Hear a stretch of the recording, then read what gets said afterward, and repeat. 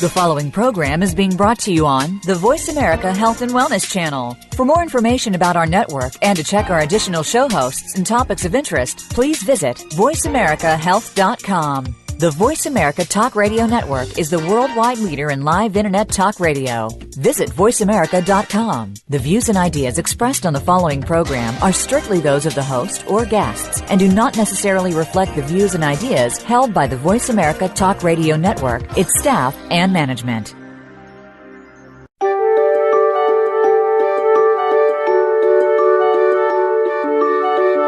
How are you feeling today?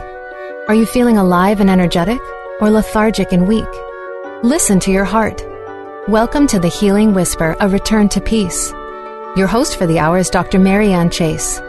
When we fail to understand and work on the root cause of our stress and illness, we seem to be in a never-ending spiral of poor health and low energy. It's time to reharness that potential in order to live a better life. Now, here is Dr. Marianne. Hello, and welcome to the Healing Whisper, a return to peace. This is Dr. Marianne Chase, and I am so glad that you can join me today. Today we will be talking about compulsions and how they can be a gift. But before we get into that, I'd like to mention that you can find me on my website, thehealingwhisper.com. You can also find me on Facebook, Twitter, LinkedIn, YouTube, and let's just get started here.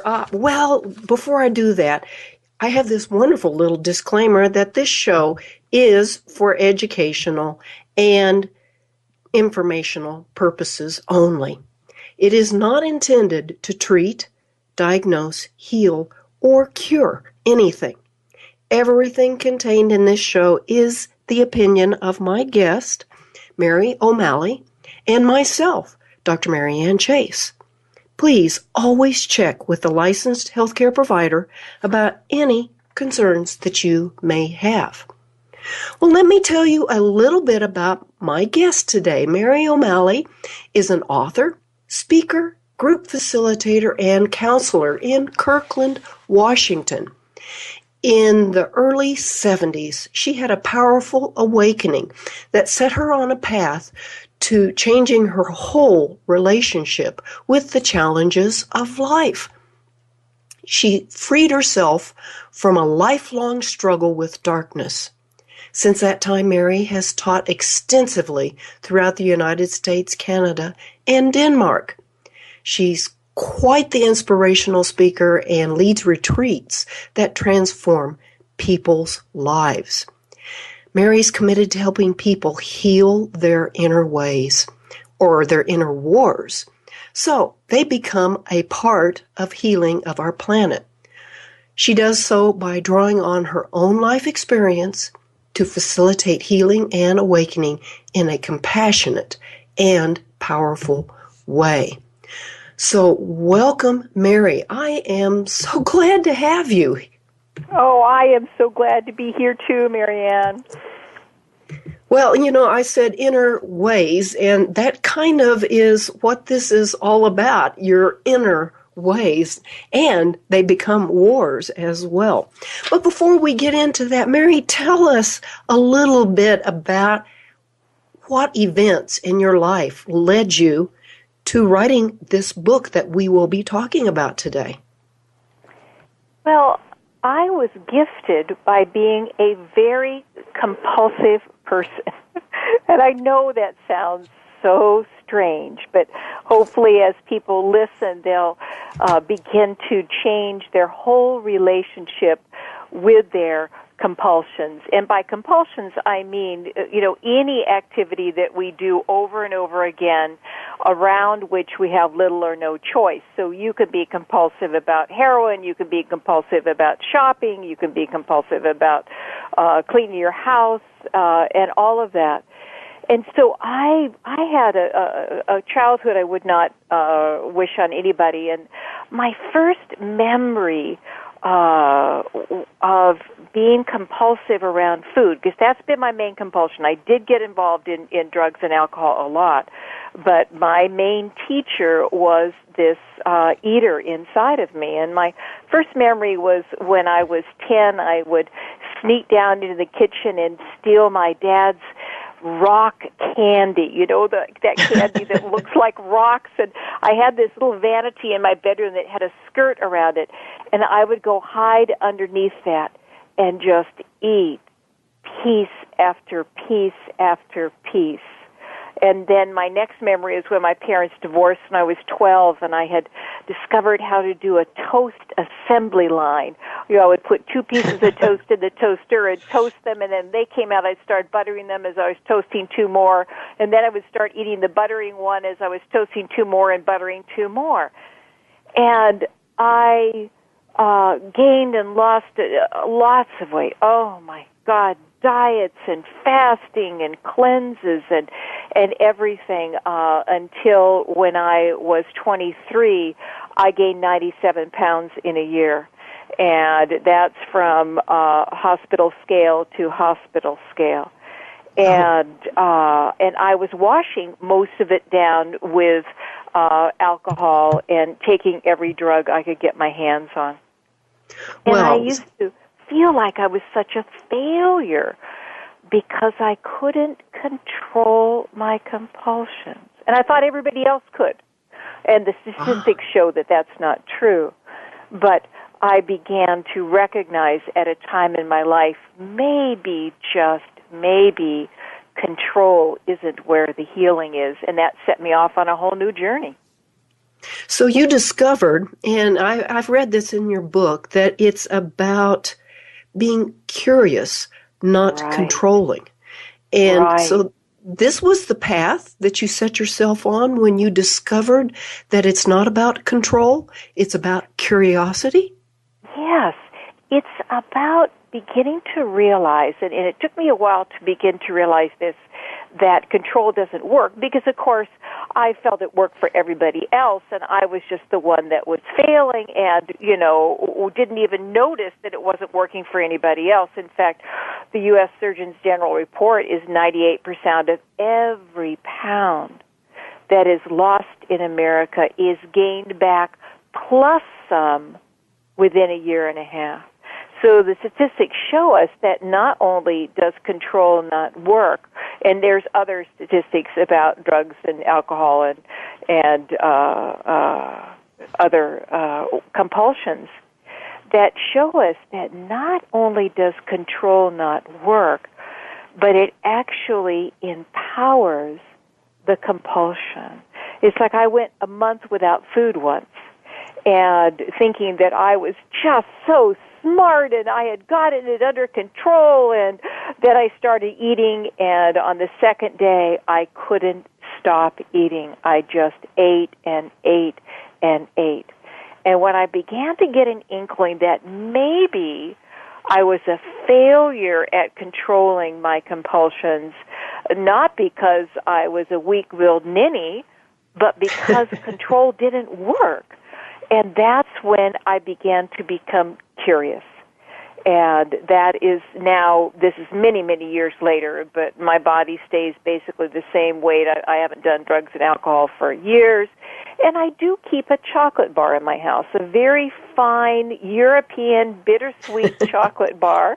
And if you would have told me that in my 20s that I could have kept a chocolate bar in my house sometimes for weeks and wouldn't have inhaled it for the first second I brought it home, I would have laughed hysterically that just could not be. But it's no longer interesting. And I do use it as a biofeedback mechanism that, if I am interested in more than just enjoying a piece of chocolate, I know there's something inside of me that needs me. Because what I discovered is that our compulsions take care of what we don't know how to take care of inside of ourselves. And that's where curiosity comes into being. So what you're saying here, Mary, is that let's just say that chocolate bar is not being just eaten by one piece. You eat the whole thing, you go out and buy a lot more and keep eating and eating and eating. Yeah. And this compulsion, then you recognize that you're doing something that is not right, but rather than doing the old guilt trip and beating yourself about it and doing everything in the world to stop, you're just asking the question, why am I doing this? Yes, what's going on here? And I wouldn't say you're not doing something right. You know, compulsions, well, let's step back a little bit farther. All of us were raised by what I call unconscious giants. And these things called parents that were much, much, much, much taller than us and had pretty well left themselves a long time ago. They all wounded us. Even if they loved us, they wounded us. And for most of us, we didn't have anybody that we could go to that would just listen to ourselves. And these deep feelings would then pass through us. So for most of us, we had to stuff these feelings, those feelings of despair when your goldfish died that you communed with every night. This was not a goldfish to you. This was your dearest, bestest friend. And you wake up one morning and it's dead in its bowl, and your father says, no big deal, we'll go get you another goldfish. And, you know, you just don't understand. You start crying, and they say, this is nothing to cry about. We'll get you another goldfish, you know. And all done with the best of intentions. But we are left with this deep despair of loss, or this anger at our older brother that is taking our toys and taunting us with us, but always being smart enough not to get caught. We all had these deep feelings of helplessness, of not enoughness, of fear, of sadness, of loneliness. And nobody was there to meet these feelings so they could pass through us. So usually by the time, starting when we're 10 or 11, we start learning how to turn away from ourselves. We learn how to numb ourselves with, maybe it begins with being a perfectionist. You know, you're going to be the top of your class, or maybe it's like with me, it was food, or maybe you discover how to sneak off and have cigarettes. We all discover something that can take us away from what we are experiencing. And then that act of going away from ourselves begins to go on automatic pilot. That's like I like to say, our compulsions are a lumbering beast with an IQ of 55 on automatic pilot that is saying, no matter what your compulsion is, I must not experience what I'm experiencing. I have to get as far away from it as I can. So it's a comfort. The compulsion is a comfort for us. And whenever we bend to that particular thing that we have discovered is comforting, then it becomes a compulsion. Right. And it is comforting, if you watch very carefully, only for a very short period of time.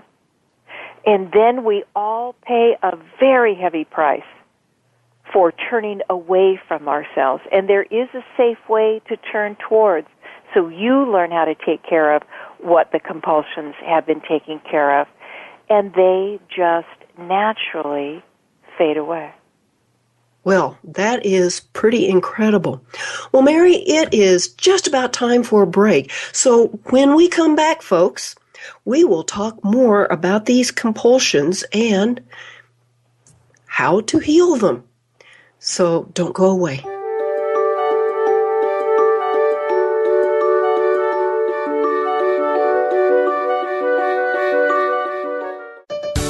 Your life, your health, your network. You're listening to Voice America Health and Wellness. Are you feeling stuck? Sometimes we just need a little help from a friend. Go beyond ordinary healing and experience the extraordinary healing journey possible with custom Healing Code coaching with Dr. Marianne Chase. Visit thehealingwhisper.com. Dr. Chase's coaching sessions can be conducted via Skype or by telephone. If you have half an hour to devote to getting yourself out of that rut, Dr. Marianne is ready to be that friend. Visit thehealingwhisper.com and click coaching. Step by step, you made it through the journey of pregnancy. Now your baby is in your arms, and you're on the cusp of a new journey, breastfeeding. As a new parent, you receive a lot of advice, much of it conflicting, some of it outdated. Tune into Born to be Breastfed with host Marie Biancuzzo to bust through the myths about feeding your baby. Marie and her guests will help you figure out what you can expect and put you on the best and surest path on your breastfeeding journey. Listen every Monday at 6 p.m. Eastern Time, 3 p.m. Pacific Time on the Voice America Health and Wellness Channel. A fresh look at today's health. Voice America Health and Wellness.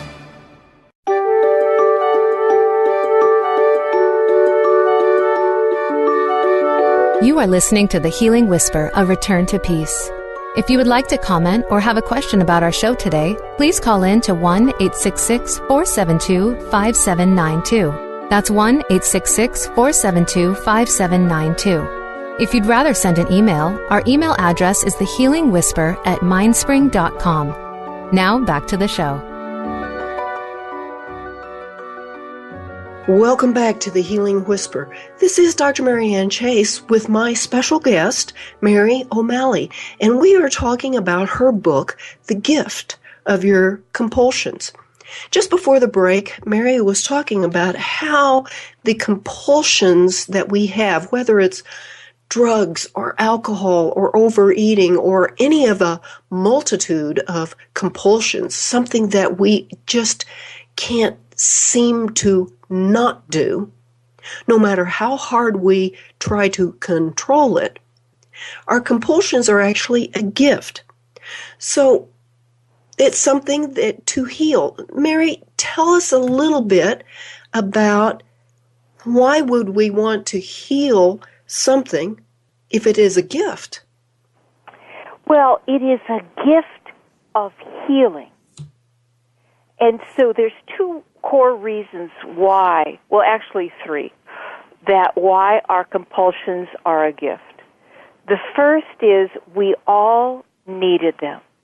When we were growing up, we all needed this ability to kind of stuff what we were experiencing because none of us really learned the skills of how to be with what we are experiencing so it can just move through us. The second gift of our compulsions is that they will not be controlled. You may be able to muscle one to the ground, but another one will pop up because I also call compulsions a finely crafted survival system. It's just like, if you're very hot, your body will sweat, or if you're very cold, your body will shiver. Your body wants to live. It's for life. The same thing with your psyche. And when there are deep, deep feelings that you feel threatened about and that may overwhelm you, you learn how to stuff them. And then we try to control them. And then we're lost in the game of struggle our whole life, which actually is our main compulsion. I talk about that in the book, that our main compulsion is to struggle, and all the other struggles are an attempt to numb out from it. And so compulsions won't be healed through control, but they will be healed through curiosity.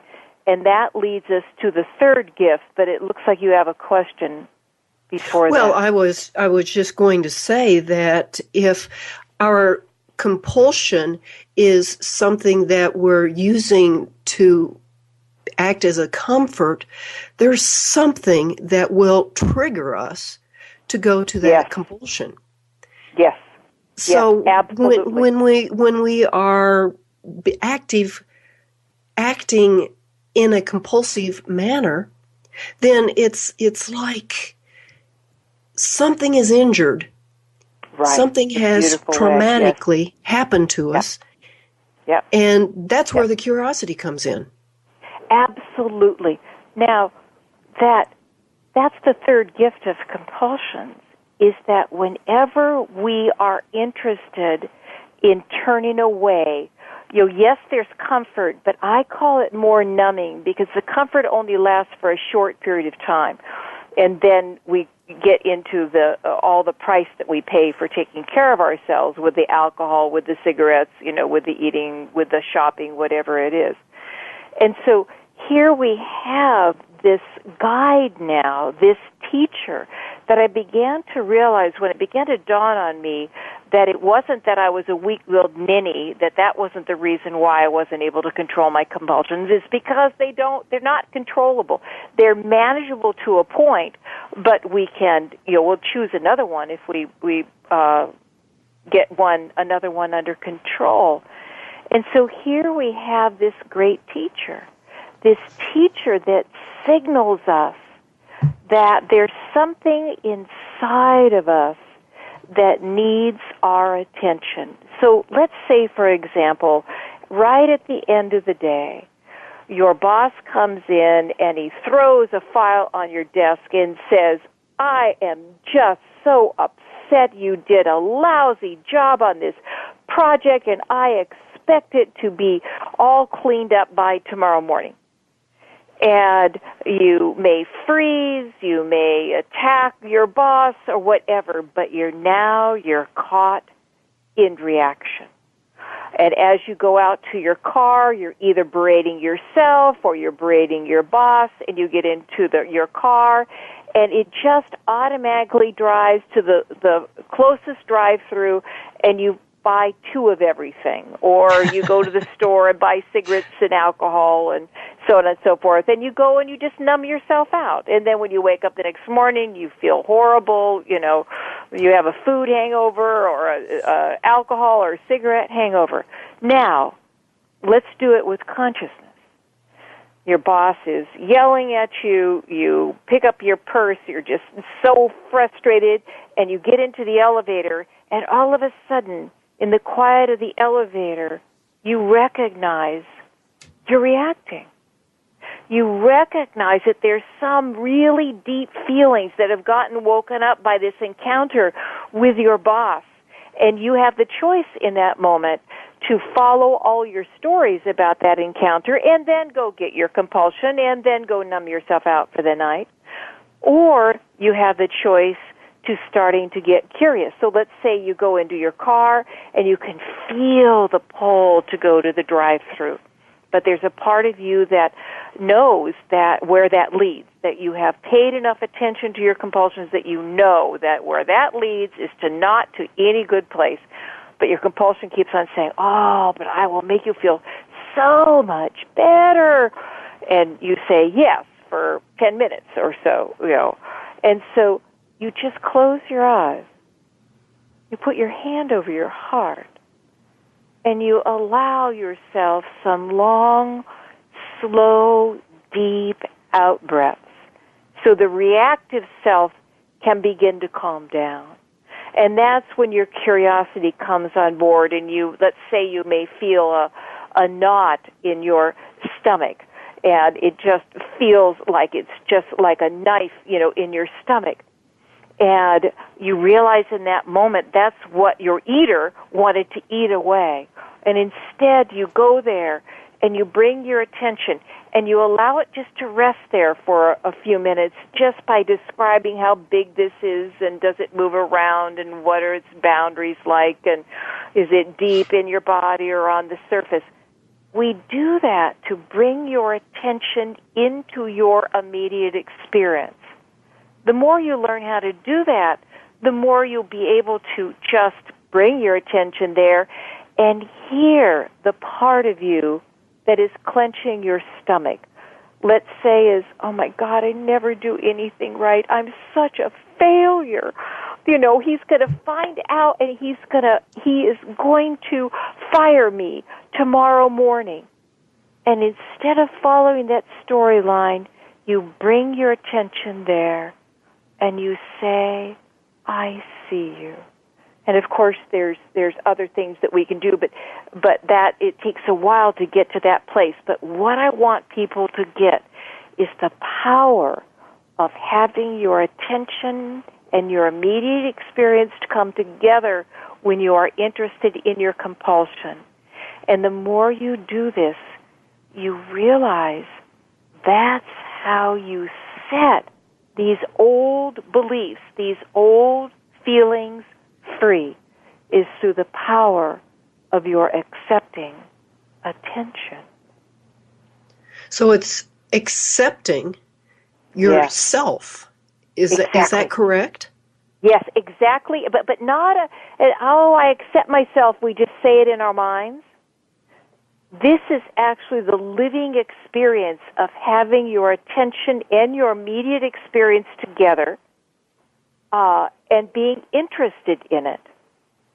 And that's where we learn that just like you and I, we're having a bad day, and we go to a friend, and that friend does with us what we usually do with ourselves. It says, oh, let's go eat a cake, or, oh my God, I can't believe you're talking about that again, and she judges you, or she just ignores you. She just walks out of the room, or she tries to fix you. None of those feel good.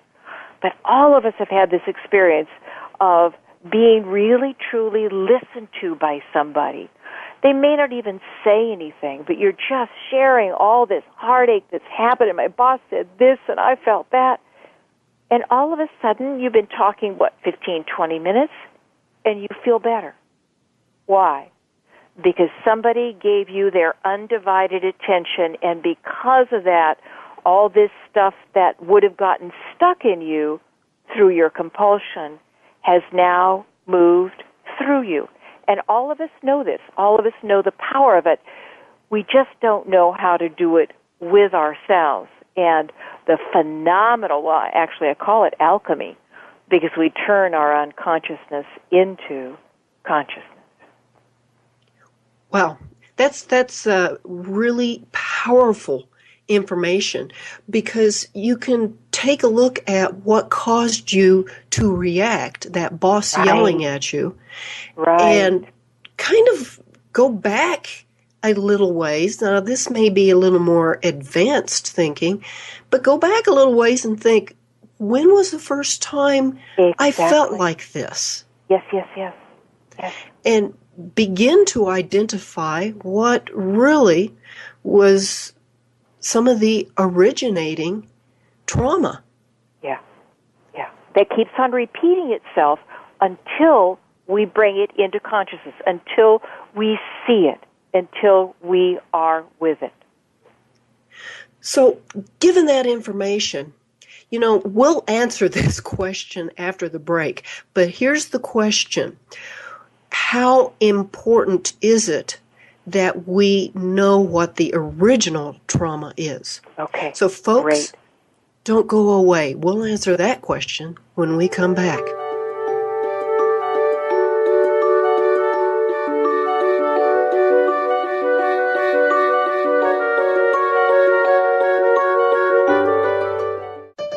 Opinions, options, answers. You're listening to Voice America Health and Wellness.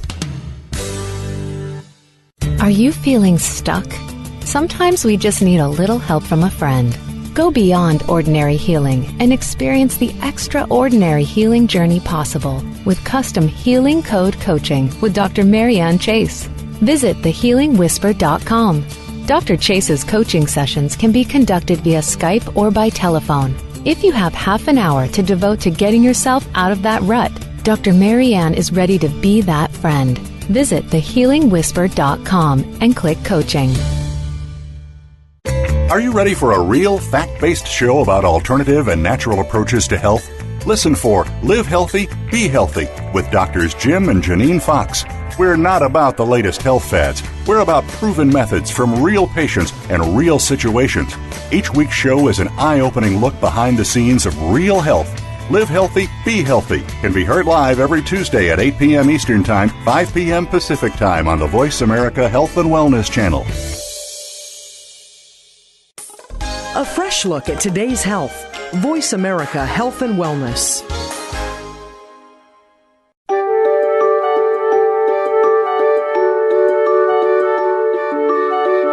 You are listening to The Healing Whisper, A Return to Peace. If you would like to comment or have a question about our show today, please call in to 1-866-472-5792. That's 1-866-472-5792. If you'd rather send an email, our email address is thehealingwhisper@mindspring.com. Now back to the show. Welcome back to the Healing Whisper, A Return to Peace. Today, my guest is Mary O'Malley, and we are talking about her book, The Gift of Your Compulsions. And just before the break, I asked a question. How important is it that we identify what the original trauma was that is causing us to react, that is causing us to try to control a compulsion? And my answer to that is no. And what do I mean by that? Well, in my latest book, What's in the Way is the Way, I talk about spells. And I love that term because a spell is something that's laid over the top of you. It's not true, and it can be lifted. And there's 8 core spells that we all took on. If your listeners want to email my office, we can send them the list of spells. I spent time with my groups a number of years ago, and in each of these 8 core spells, we all came up with all the different ways that each one of us say these spells. And I used to ask people, when you get this list, just check off the spells that you recognize. And people said, well, I'm checking off most everything. Because we were all mishandled when we were young. We go back to that idea of the unconscious giants, that they wounded us. They wounded us in 2 core ways, through abandonment and invasion. And abandonment can go all the way from a parent that's too busy to actually, sit down with you, to somebody that leaves. And invasion could go all the way from a parent that thinks good parenting is telling you what to do, all the way to really deep abuse. And so we all took on these spells. And what I describe in the latest book is that imagine a meadow, and everything flows in that meadow, and we lived in that meadow when we were young. And then the clouds in the sky, these spells, began to lower, and they began to whirl and swirl around us. And we got caught in these clouds of forgetting. The key is we've never left the meadow. So the power of compulsions is that we don't need to try to get back to the meadow. We just need to see these deep beliefs we took on, these spells of not enoughness, and life is not safe, and I am all alone, and I never do it right enough or good enough. All these deep spells that some of them were surely active with our example of the person, with their boss. And we all took on them. We all got lost in them. And when a compulsion is here, one or more of those spells are operating. We don't need to go back in our memory. It may automatically arise without us trying, although many of these spells we took on before we had memory. But the key is to understand that we don't need to figure out its origin because it's right here. And right here is where it can be healed. Let's imagine that you had the most amazing next-door neighbor that was a grandmother, and she was very aware. And if you ever felt hurt inside, you could go to her, and she would listen to you, and all that hurt would just pass right through you because you got hurt. Well, most of us didn't have that. But we can learn how to be that for ourselves.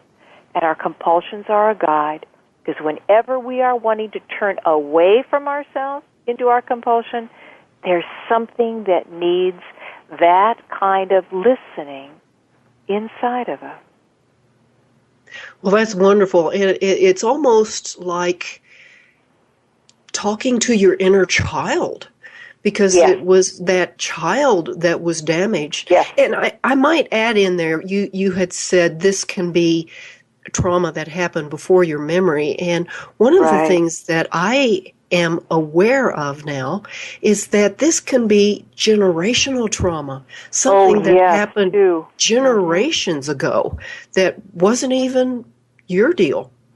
Right. But tell me, have you experienced when people heal themselves, they not only heal their children, but they heal the past?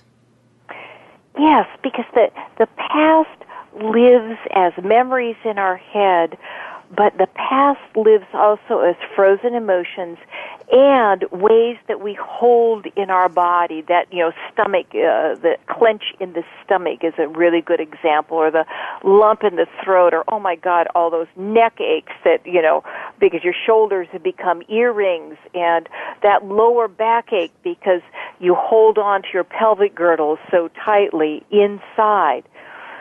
All of that is our holding on. You look at nature. Everything flows in nature. Day flows into night, winter into spring. Light waves flow, sound waves flow, life into death, death into life. And what happened for us when we were first born, we were this free-flowing aliveness. Just look in the eyes of a babe. It's just, you can see forever. But all of us learned how to hold on, to tighten, to breathe shallowly, and run away to our heads that are constantly trying to do life and do life right. And that's our grief. That's our homesickness. When we live that way, and then we take it a step further, that we even remove ourselves away from life more through our compulsions, we live in endless heartache. We live in the fear that nothing will ever work out for us. We live in the fear that people will find out that we're a fake or that we're not enough. I have worked with people for over 30 years now, and to bear witness to people's inner worlds, to actually that they find a place where it's safe to share them. It's just wonderful to watch a human being. It's almost as if they are a plant that has been just barely watered over the years, and they begin to plump up and they begin to bloom because they release their spells through the light of their attention, and they discover that they are a unique human being. They're not less than anybody else. They're not better than anybody else. And they learn how to trust this great creative flow of their lives. And I am here to say that your compulsions, rather than being an enemy, can become your ally and your teacher, and can show you how to release what got caught inside of you, what got tight inside of you, so that you can know the joy of being fully alive again. And that is an absolute wonderful thing in order to heal, in order to return to the flow of life that we were originally come from. Now, in your book, you have 4 parts. Now, in the first part, you talk about what we long for, and that is really talking to ourselves, being acknowledged. What do we long for? Well, first of all, we long to come back to life. Remember that our core compulsion is to struggle, and struggle is that cloud bank that cuts us off from the living experience of life. Alan Watts, the wonderful Zen philosopher, said, no matter how many times you say the word water, it will never be wet. He's basically saying we got caught in a conceptual world, and we're not really fully here for life. That's what we long for. Joseph Campbell, who did that wonderful series on myth in the 70s and 80s on PBS, and he really looked at all of our stories that we've told down through the eons and showed how they're all very similar. And on the first page of his first chapter of The Power of Myth, he put this quote: "People say that what we're searching for is the meaning to life.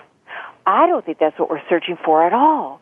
What we're searching for is the experience of being alive, so that our experiences on the physical plane resonate in our very innermost being, and we again know the rapture of being alive."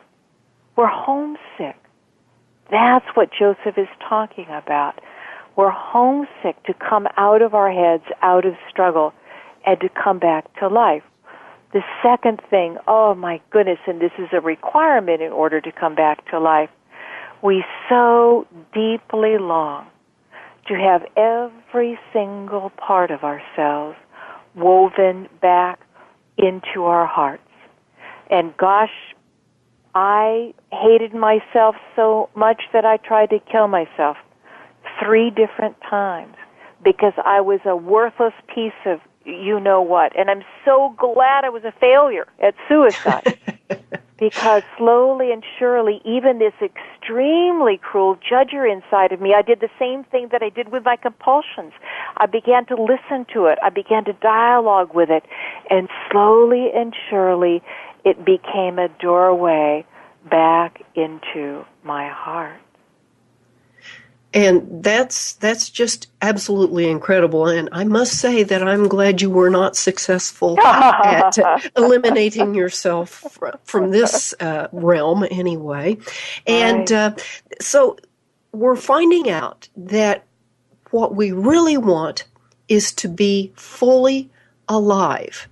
And for some people, life actually is painful, and that's why they did the compulsions. So now, I just have a couple of minutes left here before the break. So when somebody says to themselves, I don't want to be alive because being alive is painful, what is your best advice? Well, my main teacher would say it in this way: pain is a given in life. It hurts to stub your toe. Everybody will die before you, or you will die before them, the people that you love. But suffering is resistance to that. We thought that we could minimize our pain by resisting it, and we don't realize we maximize it by resisting it.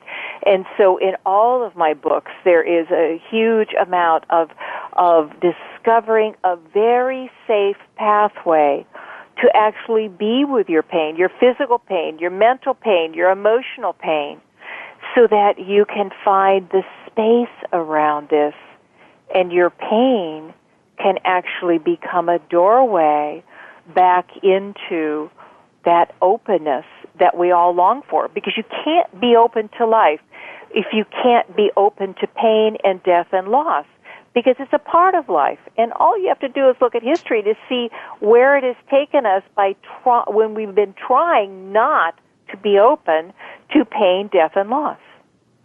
Right.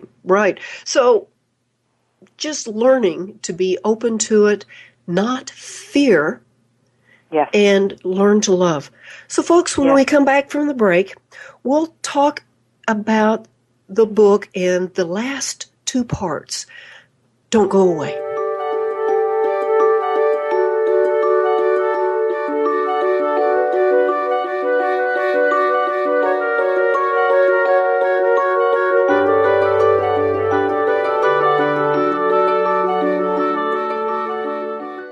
Opinions, options, answers. You're listening to Voice America Health and Wellness. Are you feeling stuck? Sometimes we just need a little help from a friend. Go beyond ordinary healing and experience the extraordinary healing journey possible with custom Healing Code coaching with Dr. Marianne Chase. Visit thehealingwhisper.com. Dr. Chase's coaching sessions can be conducted via Skype or by telephone. If you have half an hour to devote to getting yourself out of that rut, Dr. Marianne is ready to be that friend. Visit thehealingwhisper.com and click coaching.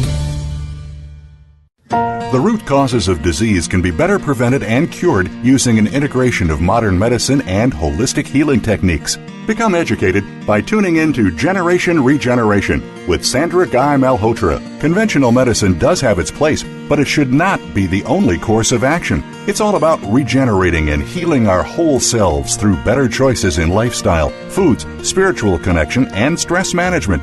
Tune in every Tuesday at noon Pacific Time, 3 p.m. Eastern on the Voice America Health and Wellness Channel. Your life, your health, your network. This is Voice America Health and Wellness.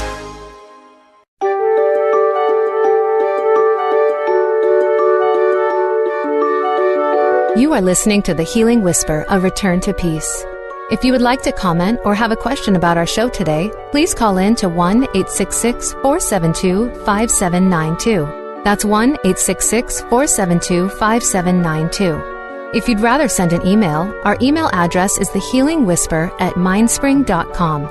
Now back to the show. Welcome back to The Healing Whisper, A Return to Peace. Today we are learning with my guest, Mary O'Malley, ways to return to ourselves, be fully alive, and experience peace. We are talking about her book, The Gift of Our Compulsions. And just before the break, there was a little brief discussion about how life itself can be painful.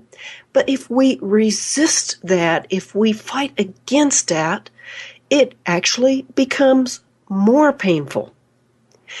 So, Mary, in your book, you have the 4 parts. The first part is telling us that we long for being fully alive. The second part talks about how our compulsions serve us, and I believe we have covered that very well in at least the first 2 segments of the show. Now, your part 3 of your book, you actually are giving us skills to begin this journey of curiosity and healing. Tell us about those. Well, it's much like learning a new language, and I tell people that I work with, in my individual sessions and in groups and even in retreats, that this is not the quick fix. But as far as I can see, this is the way out. And so I think people can get a sense of the skills by what we have shared so far. It's the skills of curiosity. I oftentimes suggest people put a question mark, on the bottle of alcohol or the pack of cigarettes or the cupboard where the food is, or where the wallet is or something, so they can begin to remember, oh, that's right, this strong urge to turn away from myself. But there's a whole bunch of stuff in this 3rd section about the phenomenal power of curiosity. We've touched on it, enough, I hope, to intrigue people. It's also about the using our breath. There was a study done once of children that all of them, before they went to preschool, were breathing their natural breath. Like dogs and cats breathe and babies, their whole trunk was involved. And not one of them was breathing their natural breath by the time they went to 1st grade. We all learn how to hold on to our breath. And because of that, we stay in the fight or flight system. And because of that, that promotes struggle. So there's just so many things.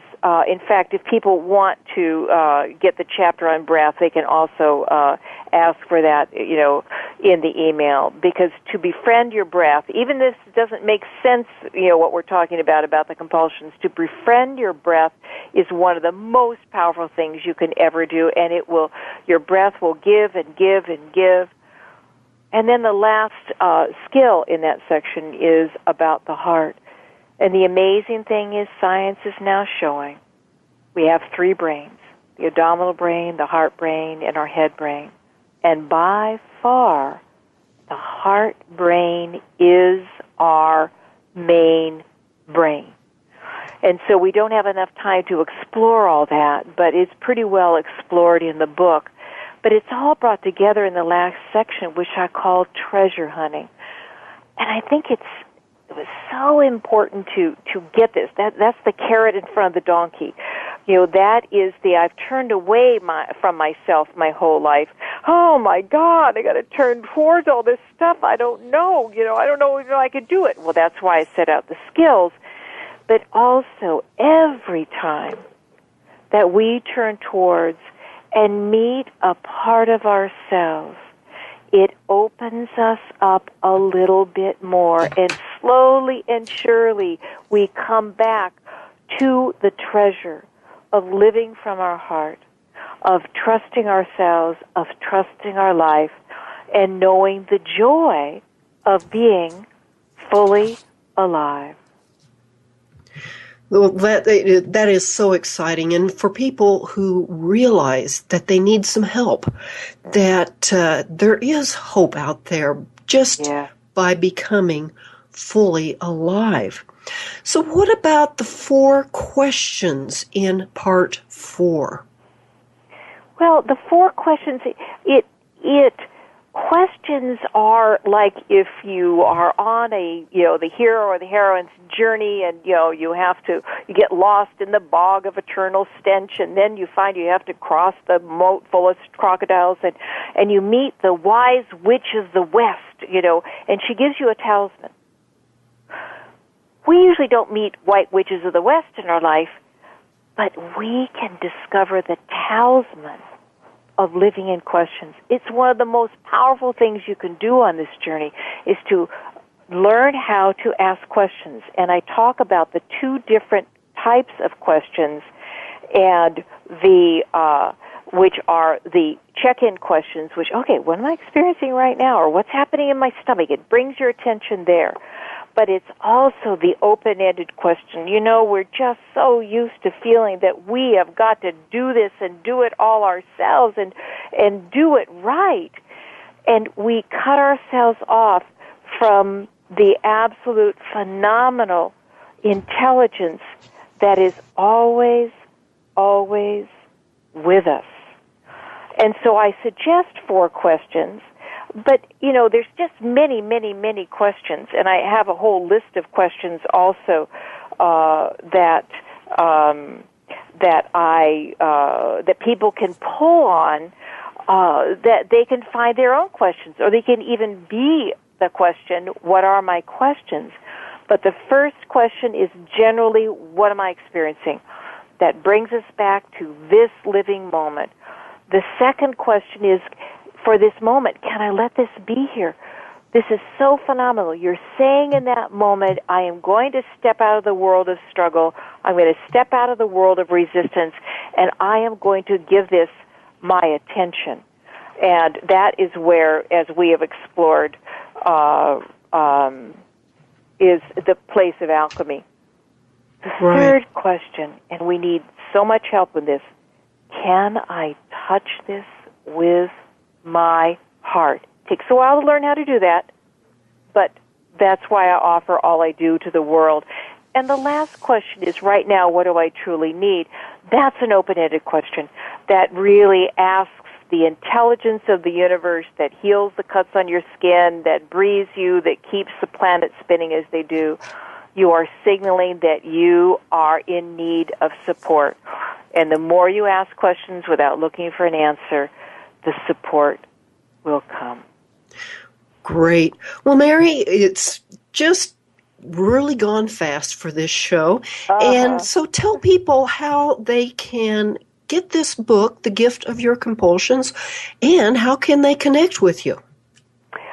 You can buy it at Barnes & Noble, Amazon. They can also get it at my website, maryo'malley.com. That website, offers all the counseling and the groups and the retreats, that I offer. And they can also go to What's in the Way is the Way to see the new book. It's coming out in January, and it's gotten some really wonderful, amazing endorsements.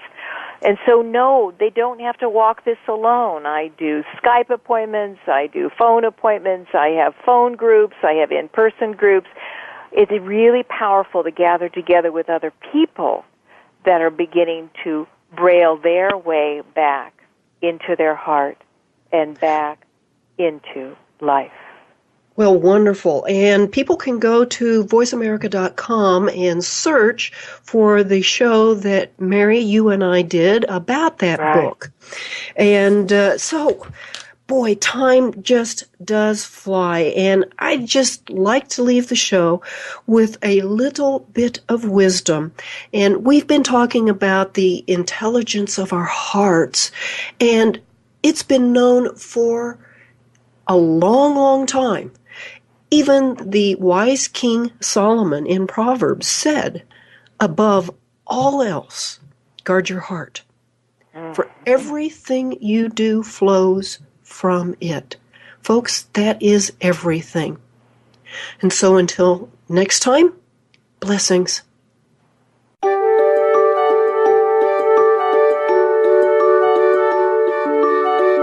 Thank you again for taking the advice of your heart and tuning in to The Healing Whisper, A Return to Peace. Please join your host, Dr. Marianne Chase, again next Friday at 11 a.m. Eastern Time, 8 a.m. Pacific Time, on the Voice America Health and Wellness Channel. We hope to talk to you again next week.